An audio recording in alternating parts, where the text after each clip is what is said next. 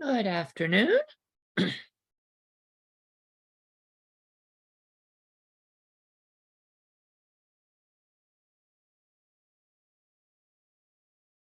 I hope everyone here is doing well. We'll get started in just a few minutes.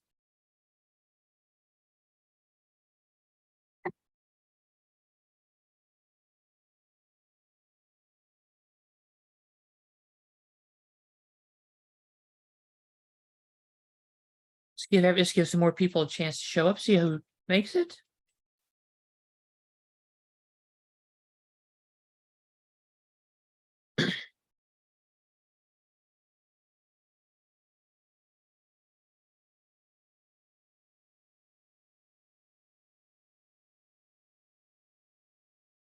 So how's everyone doing this Friday? It is Friday afternoon. It's a lovely day here. I hope everyone's having a lovely day and is planning a relaxing weekend.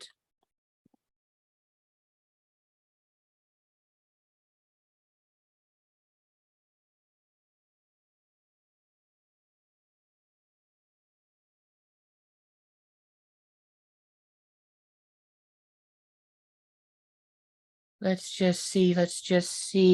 Whoa. The microphone is microphoning. Can everyone hear me?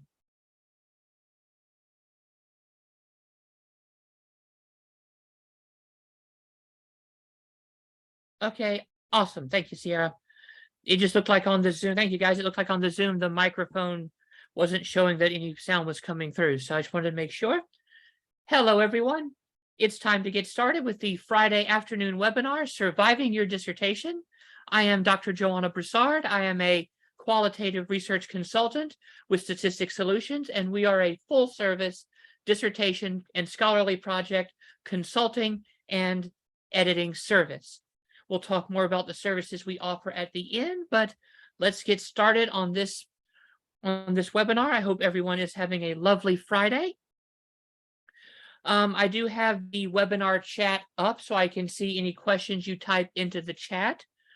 There should be time at the end for any questions being asked, but I do like it if students ask their questions when they come up, so that way when you receive the recording in about a week or so of this webinar, you will have the topic of conversation. I will repeat your question orally, and then you will have my answer presented at the same time, so that way when you need to go and refer to it, everything is connected. So you can ask questions at any time, and I will answer them to the best of my ability as quickly as I can when I see them. But there will also be time at the end for questions. So that said, let's get started. Now, we're going to cover a lot of topics here, so we're going to be moving fairly quickly. In this webinar, we will be talking about how to choose a topic.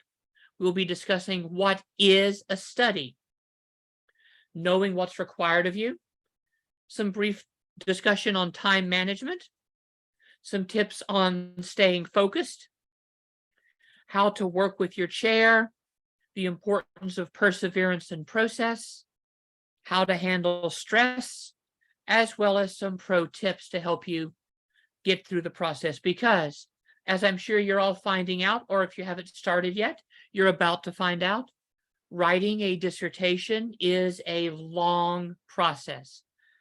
The way I would tell students when I was a professor is, think of it like running a marathon and not a sprint. You have to learn how to handle your time. I cannot increase my sound anymore. I am sorry. My sound is as loud as it gets on this laptop. So the only thing I can do is talk closer to the mic, which is, I was just in a meeting, so my voice is getting a little tired.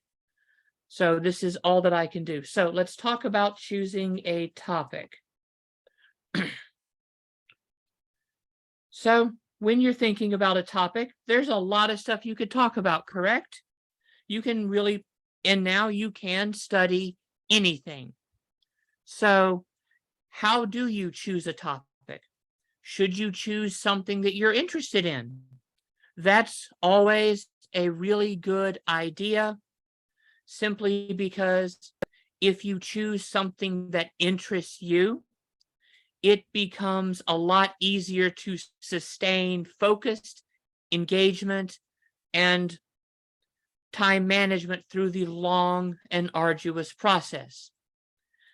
If you're not interested and invested in your topic on a personal level for whatever reason that is, then it becomes harder. And when things get challenging, it becomes easier to, to put things off. And so a topic you're interested in, something that matters to you personally, is going to help you keep that focus, keep that momentum, and keep the desire to work on the project and see it to completion. And remember, your study can't save the world. There was an American dark comedy film called Death to Smoochie in the early 2000s, where the main character, who was a children's television performer, who played the character Smoochie, always told kids, you can't save the world, but you can make a dent. So your study is not going to fix the world, but it can move us one step forward toward making a better world. And so recognizing that, one, it takes the pressure off. You don't have to figure everything out. You don't have to fix everything, but you can make a difference. You can impact change. You can bring new knowledge and new understanding. You are a step in the right direction. So, what is a study? Because that is what you will be conducting. A study is a focused and detailed investigation and analysis of a subject or of a situation. That is your basic textbook definition. A study is not a research paper. It is not an argumentative paper. Will your study make an argument? Yes, because anytime you present findings, you are making the argument that these findings are meaningful, significant, and should change the way we look at a particular topic. You are saying that the findings you have uncovered that have emerged from your study or are worthy of consideration by other scholars, potentially by business leaders, educators, policymakers, whatever you are seeking to study. An education study will look to present findings that will improve the way we see education, or maybe change the way we teach, or change the way we look at student development over the course of a school year. And so you are making an argument that your findings are important, but it is not an argumentative paper. Whereas, and to make sure you understand the difference, a research paper or an argumentative essay, these are documents where you rely on the research of others to support your claim. In a study, you are conducting the research that will support your claims. So previous research helps establish why what you're doing is important and necessary, but the evidence to support the claims you make must come primarily from the study you conduct, the statistical analyses you run, the interviews you conduct, the themes that emerge from your data. And so you will need to understand the components of your study and how they fit together. We do not have the time to go over all of them, but we do have webinars that will help you do that for each section. But that is why you need to know what is required of you. If your school has a dissertation template or it has guidelines, get a copy of those as soon as you possibly can. Because the sooner you can look over those, you can study those, you can begin to understand what it is that is expected of you as you produce this document and as you plan, as you conduct your research. The school I did my dissertation study at did not have a guidelines. We were simply told to go and look through previous dissertations that did similar things and basically do a structural analysis of what they did. And that's something that also moves into the next point I want to make. Looking at other dissertations can help you familiarize yourself with the contents of a dissertation and some of the processes that go into producing it. Because writing a dissertation is a lot of work.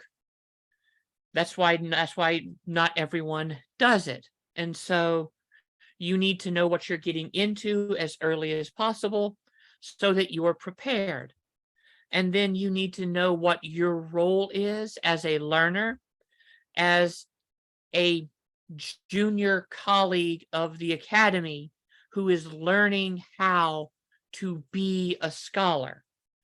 What is your role in the process and what is expected of you? And that leads into other topics such as time management. Again, the dissertation is a marathon and not a sprint. And so you need to know how to manage your time. Life doesn't take a break. Life happens. We all understand that. But there are time limits on how long you can be working on your dissertation. And so you will then need to be able to manage your time. If you have a job, you have to manage that time, your research time, your class time, writing time. If you have a family, you need to manage that as well. And you need to make sure that you make time for taking breaks for your own well-being. We'll talk more about that in a little bit, which is why I've always advised students, this was something I did not do. And so learn from my mistakes of if you're always working, it becomes easy to burn out. But if you schedule routine work times, maybe you can only work on your dissertation from 6 p.m. until 8 p.m., Tuesday through Saturday. If that's the time you have to work on it, devote that time, mark it on your calendars, carve it out, and stick to that routine. Sticking to a routine, even if it's only working Tuesday, Thursday, Saturday, Monday, Wednesday, Friday, Wednesday, Thursday, Sunday. Sticking to a routine helps keep you in sort of the groove. It helps keep your mind focused. Oh, it's Tuesday at 6 o'clock. I need to start working on my dissertation. You get in that mindset, and your brain will eventually, for most people, will immediately switch gears. I have ADHD, and so that makes it a little bit more challenging. But schedule routine work times. Keep that routine. It really does make it more manageable, and it helps you not get overwhelmed. And as you're working, you do need to stay focused. You need to align what you're doing with the goal of completing your dissertation. And so you need to avoid things like topic drift. Topic drift is where, oh, well, I'm talking about this, and that means I need to talk about this and this and this and this. If you're like me and you have ADHD, you're familiar with the process of going down a rabbit hole of, well, this leads to this and this and this and this and this. And suddenly, instead of talking about what you started talking about, you're talking about how tea was cultivated in 14th century China. And so you're way off topic.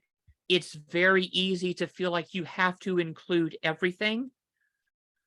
A good share will help you align your study so that way what you talk about is focused to the big overarching question you have, that big, like, research question number one.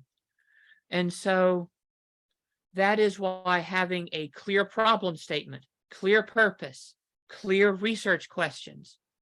So that way, as you're looking at things and when you start digging through research, sometimes you have to stop, sit back, and ask yourself, does the topic I am currently looking at actually align with my research questions, or am I looking at it because it's just interesting and that interest is making me want to study it?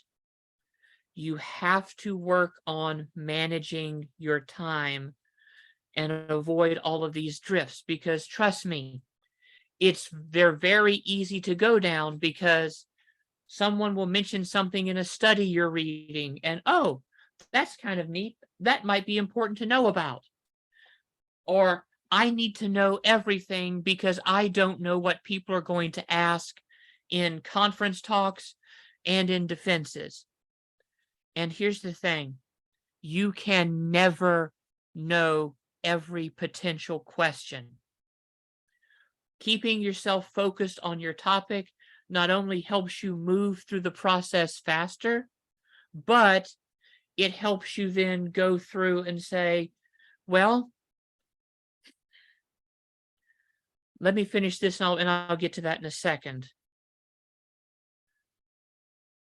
When you keep your topic focused, one, you move faster, and two, if someone pops up with something you don't know, it's very easy to say, that's a very good question and it's worthy of consideration. However, my study didn't discuss this.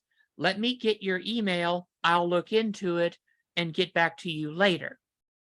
So that's a way you can avoid when someone asks you those questions out of left field. Now, how can we make use of ChatGPT as part of the components? You need to be very careful with ChatGPT, because I've messed around with it and to try and give me some research documents or write a researched essay and cite your sources. ChatGPT very often will give you sources that don't exist, because it is crafting something that looks like it should exist. And so you've got to be careful. I wouldn't focus on using ChatGPT as part of your components for crafting. Can it help but if you're going to, here's where it's good for. I know it's not what you meant. I'm getting to it, but I want to make sure you understand that ChatGPT is not the savior a lot of people think it is for your time. It can help with outlining, but even when it produces a document, you will still need to go back and check. You'll need to edit. Some of what it produces is not exactly complete sentences. So you can use it it's great for helping with brainstorming. It's great for outlining, but right now it is not something that should be used beyond that. Is it unethical? That's a question that's being debated right now. It is a research tool, or it is a tool that people are putting forward as it will make things easier, but the ethics of it are something that scholars are debating. How do we live alongside it? Because artificial intelligence isn't going away. But any computer research tool, even a search feature, is only as good as what you put into it. And as people are still learning how to work with it, it is not something that people really know how to discuss, because to get meaningful work out of it, you have to put in a lot of effort. And for me, if I'm going to put in that much effort, I may as well just do it from scratch. But discussing the ethics and of ChatGPT in general is not part of the purview of this seminar. And so, will another seminar address it? Perhaps, perhaps not. But it is something to think about, but it is not something where there's a settled consensus opinion. And so it's something I would caution students, and I caution caution teachers. You have to be careful. It's also not very good at producing long texts. It likes to work in short bursts of around 500 to 700 words, which means it will take a lot of time to draft anything. And if it doesn't know something, it will flat out tell you. And your topic may not be something it feels comfortable writing about. Like my dissertation topic was on PTSD and suicidal ideation. ChatGPT doesn't like talking about suicide beyond giving you links and phone numbers for services to help with your mental health. It automatically assumes that the word suicide means I want to do this instead of I am studying this. Be careful. So it's not the be all end all. It is something we're going to have to reckon and live with. But right now, while it is still in development, people are still learning how to best make use of it. Now, let's move forward from that to then talk about something that you will have to do at all times, which is working with your chair. And honestly, should I incorporate ChatGPT is something that your chair is someone you should be asking that question of. And if your chair says no, then the answer is don't do it. But how do you work with a chair? Well, you three basic things. Be professional. This is a mentor-apprentice relationship. Your chair is there to guide you through the process of drafting, of conducting, drafting, revising, and defending and talking about your dissertation. Many people who come to this have never conducted a study.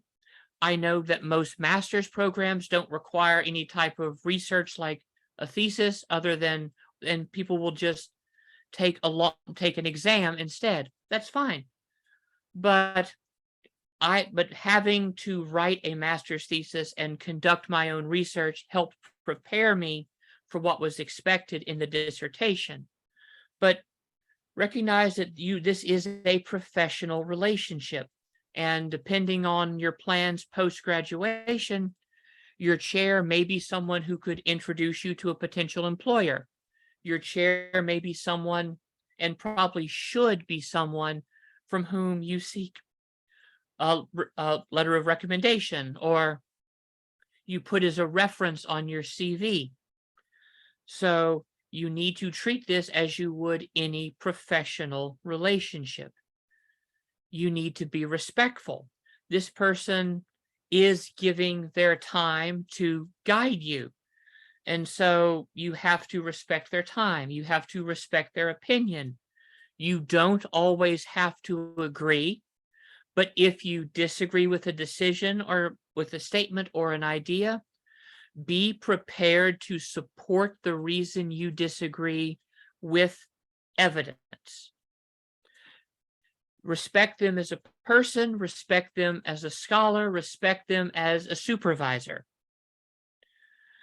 Respect is earned, but one of the frustrating things about being a student is the fact that this person can determine whether or not you finish in a timely manner, depending on the size of your department, depending on the size of the field, depending on the reputation of the chair.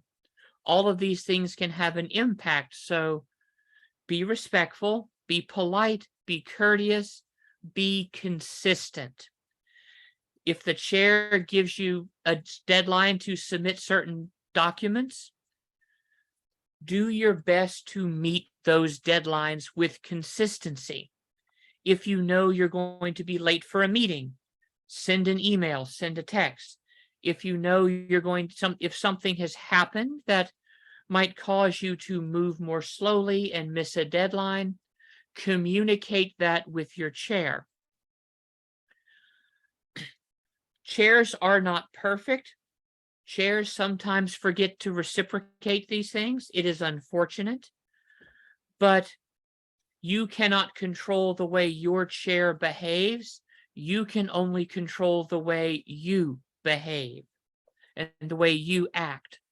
And so also, if there's an issue with your chair, if you are consistent in turning things in on time, in doing what's asked of you, in showing up to meetings, then it makes it easier for you to seek help from department heads, from deans, if necessary.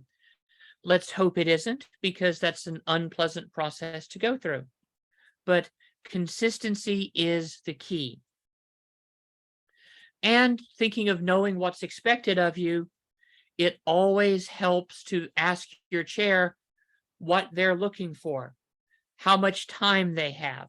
I know we have a full webinar on committee selection, but if you think about it, part of professionalism, part of consistency is knowing what questions to ask at each stage. How much time does the chair have for individualized meeting and individualized discussion? Do they expect weekly check-ins, monthly check-ins? What are these expectations that they have? And then, if you know what is expected of you, it's much easier to be consistent and professional in meeting those expectations. So that's how we work with our chair. And now, as a lot of this is highlighted, you need to be perseverant.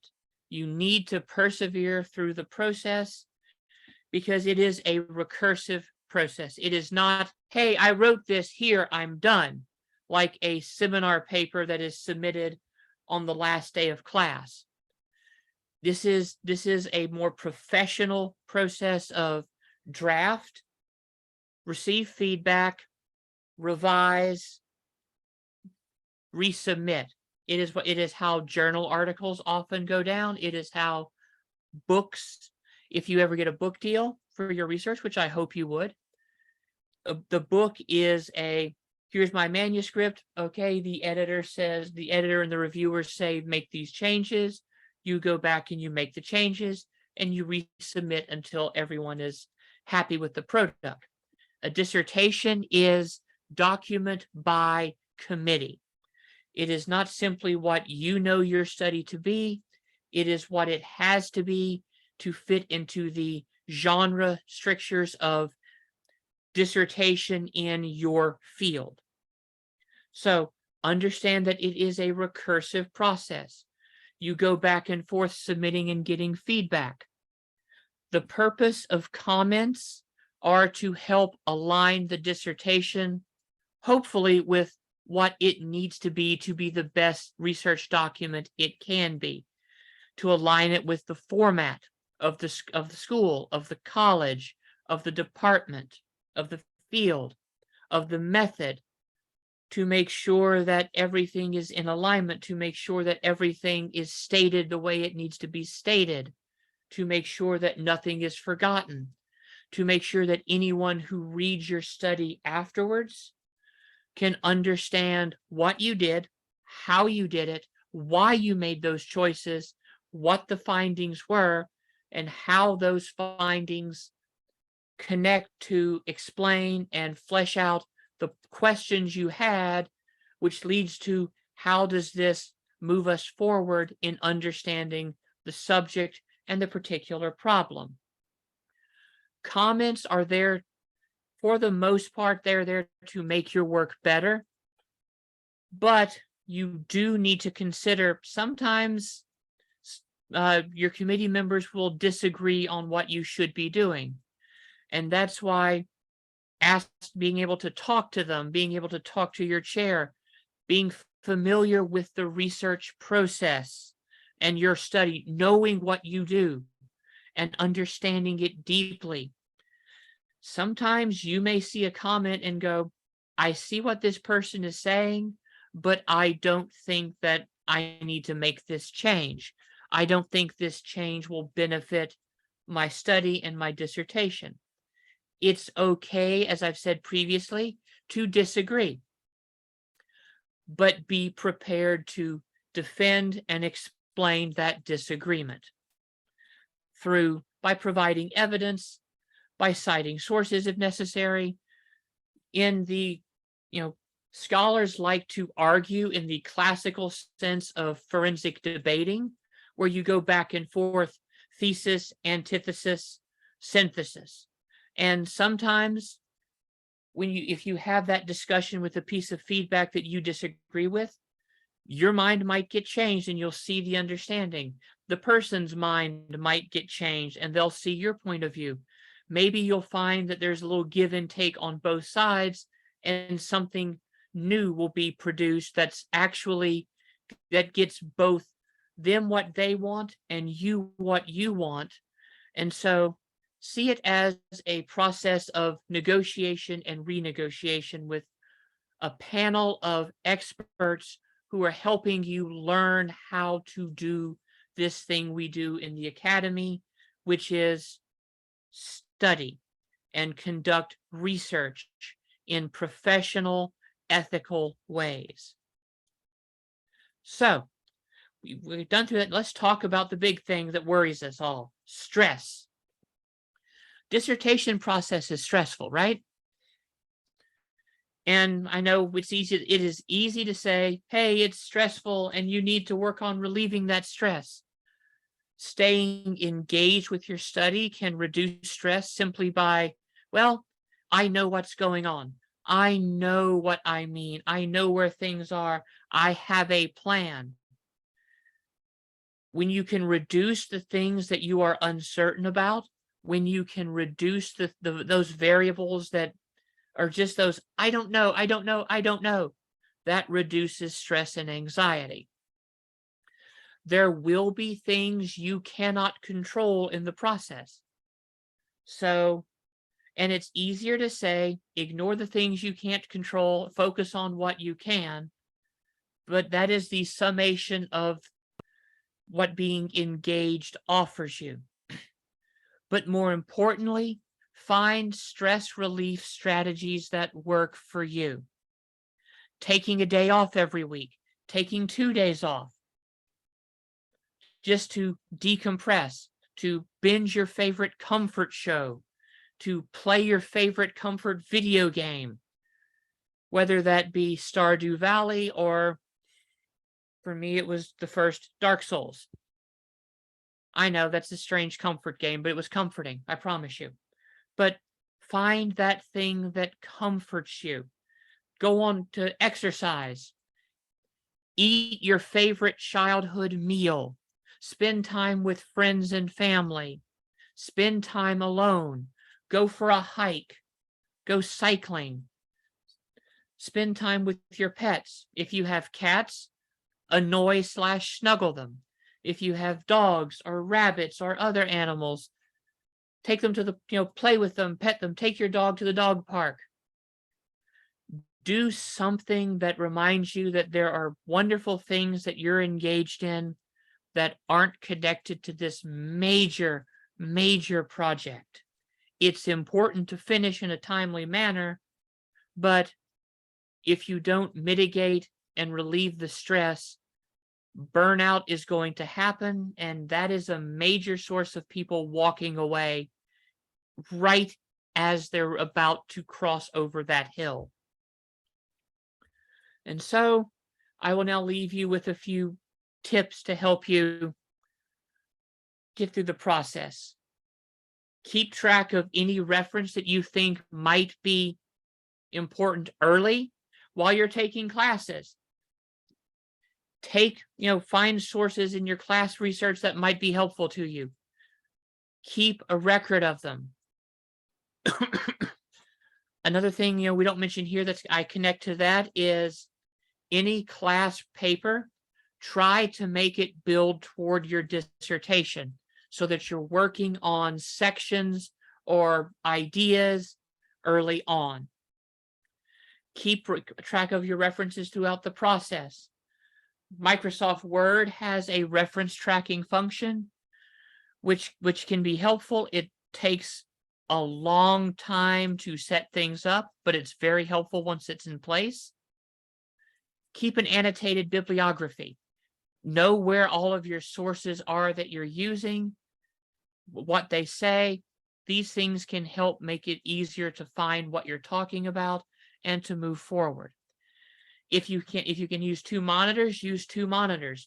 So especially when you're drafting or taking notes, you can have the source you're working from on one monitor, and you can have the document you're typing on the second monitor. Learn how to use your tools. Microsoft Word, InVivo, MaxQDA, SPSS, any other statistical analysis software. If you're going to use ChatGPT, learn how to use it effectively. Learn how to use the search functions in documents. Anything that you're going to be using, learn how to use it beyond just a very basic level. Anything to make it easier, smoother, to let you go through things more efficiently. Google Scholar is a good place to start, but it is not the be-all, end-all of finding research. Use the resources your school has, your school library. Use support systems in place both at school. If your school has a student health center which has counselors that you can talk to, that's often either free or heavily discounted for students. If you have work that offers that if you know counselors, if you can see a counselor, if you just have a supportive friend who's willing to lend an ear, lean on your support network from professional supports, professors, colleagues, and those people, to personal and emotional support.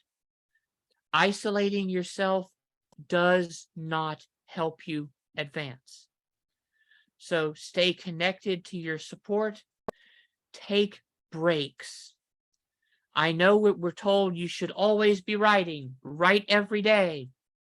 But I'm here to tell you, if you take a day off to rest, to recharge, it does wonders. Not everyone has the time to work 24/7. We all need sleep. We have jobs. We may have family.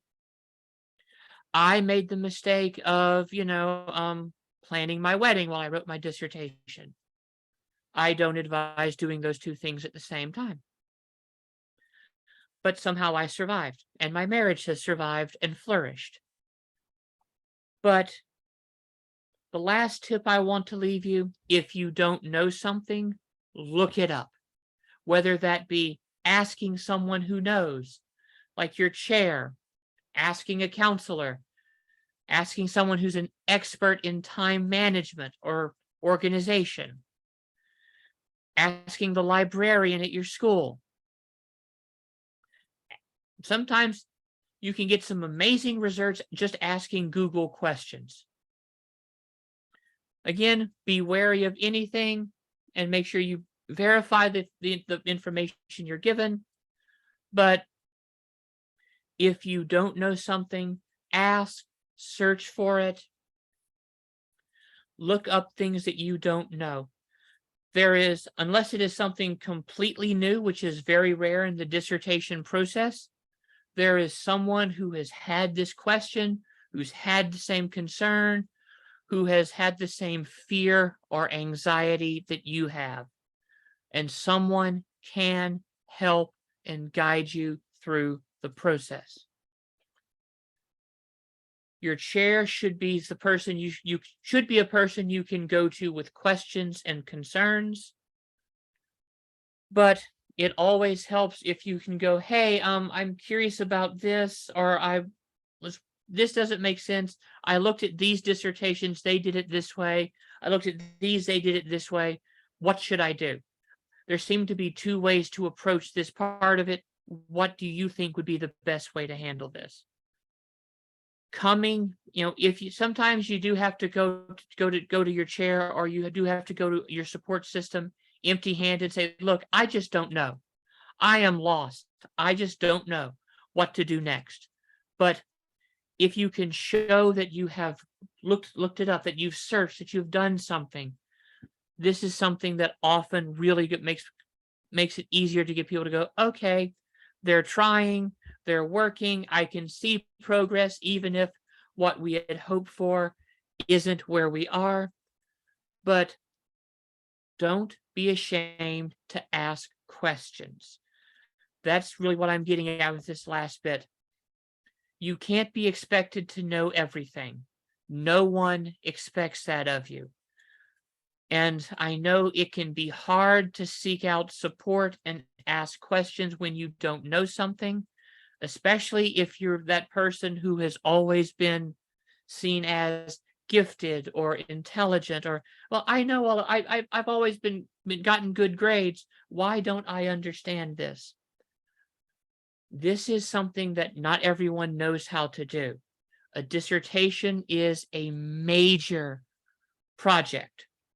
It is a lot of work. It is something that can be the basis of your scholarly and research career for 5, 10, 15, 20 years. And it is something that you go into with excitement, but it requires a lot of endurance. It's a marathon. It's not a sprint. It is something that can feel daunting and can make you feel isolated and alone. But you are never alone in this process.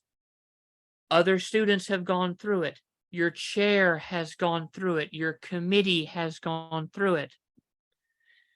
Should you seek us out for more detailed help in the future, we have gone through this process. Most of us have our PhDs.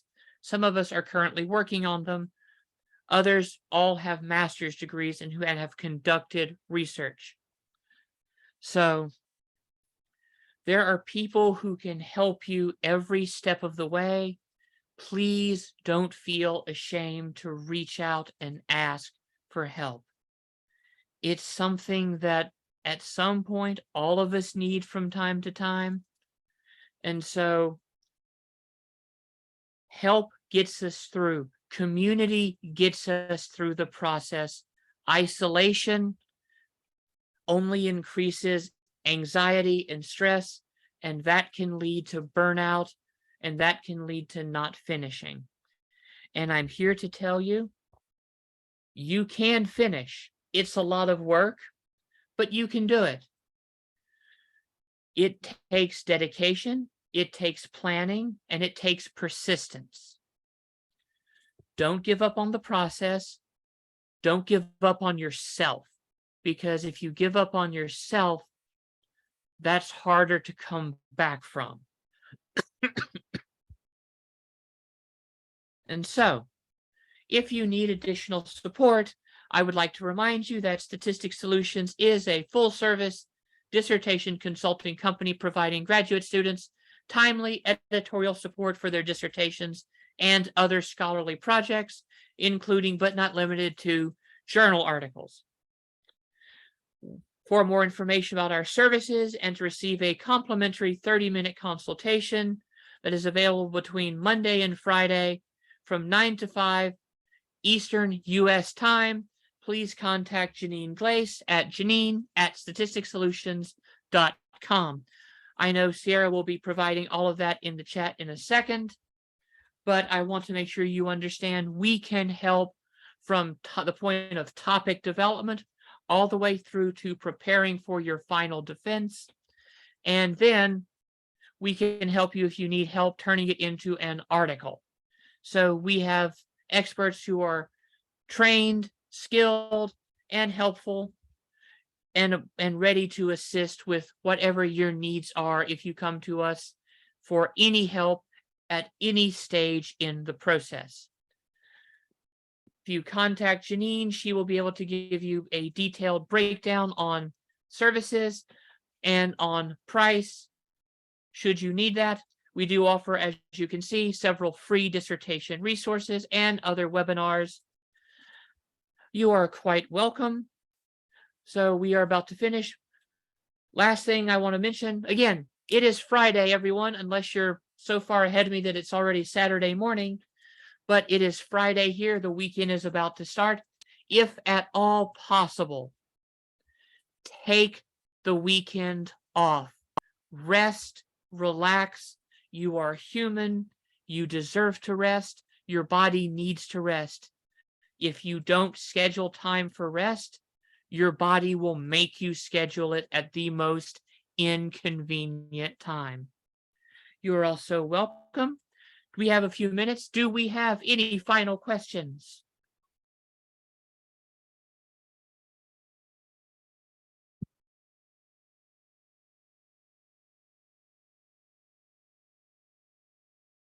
I'm glad you're a little bit less stressed. It is stressful. I know. I've been there. I almost contemplated doing it again, but then decided I didn't want to go through the stress. But you can do this, guys, gals, non-binary pals, all of you can do this. We here believe in you as a company. I believe in you as an individual. And so we are here to assist if you need us. And I wish you all success academically, professionally, and personally.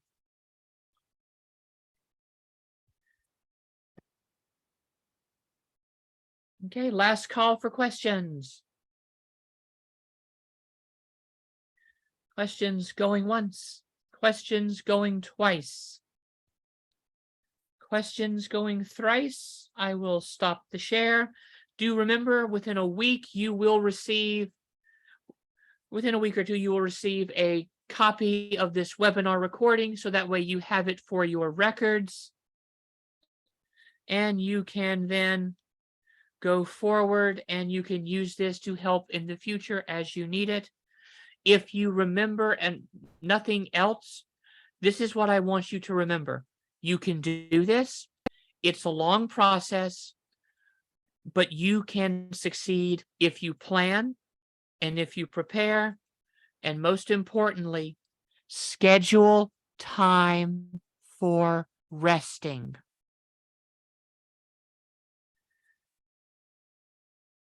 What are the main differences between qualitative and quantitative research questions? That's a great question. We will have a webinar on discussing that later in the year. While this isn't particularly the point of this webinar, I can address that briefly. Qualitative research questions are questions about perception, about understanding, about experience, in terms of how do people perceive their experience? How do people perceive something? Quantitative, as you know, is something that can be measured more or less objectively. The objectivity of all research has been questioned by philosophers and scholars. But you need to think a quantitative research question would be what is the frequency of